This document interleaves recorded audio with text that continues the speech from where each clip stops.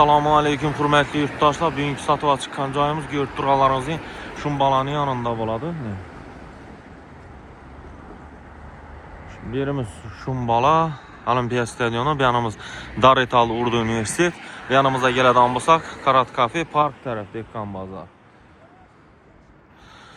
Zor mestada şörümüzde 4 etajlı domumuzun 3. etajında bir xanalı tayyor kvartiramız satığa çıktı. Cayımızın iç kısmı bilen danışacağımız gittik. Hürmetli yurttaşlar, 3. kavatımıza yetik geldik. Görüp durağlarınızı şu xanadanımız boladı. Eşiklerimiz demir eşik boladı. Bismillahirrahmanirrahim de xanadanımıza giremiz. Giri yerimiz, ayak yerimiz laminat pol boladı. Bir yanımızda bir xanası, doğrumuzda yine bir xanası.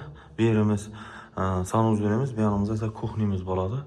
Bir xananı 2 xana etip koydular. Super moşu aboylardan çıkan aboylarımız yaxşı sıfatlı aboylarını klik koydular. İşimiz yapamız. Tak. Birimiz kuhniyi anda boğan, bir yere köçürgerler. Birimiz kafiletik koydular. Gaz plite bir yere joylaşkan. Ayak telemiz görüp dursular. Laminat pol. Aboydan çıkıp tuttu joyımız. Acayip bolup görünüşlerden çırayla bolup remontdan çıkıp tuttu. Hiç kim yaşamagan. Tak, joyimizden bir yandan danıştırıp çıkamız. Yerimiz bir yerini kuhniyat koydular.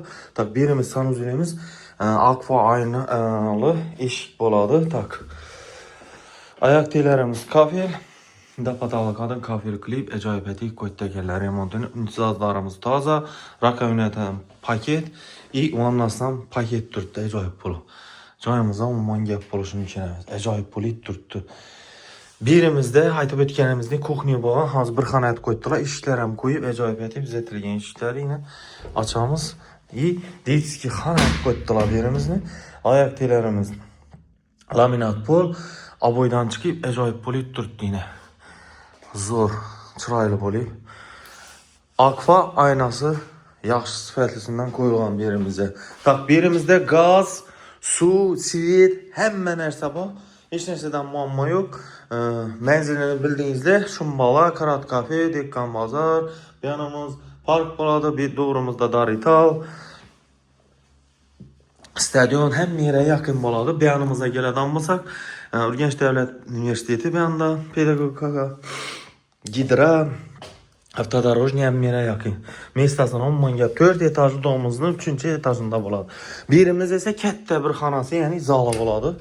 Ullu düşkən, zalam kiçkin əməz, bələndlikən bələnd. Acayip bol tutdu, ayak teyləri laminat bol, giləmlə taşalğan, tak.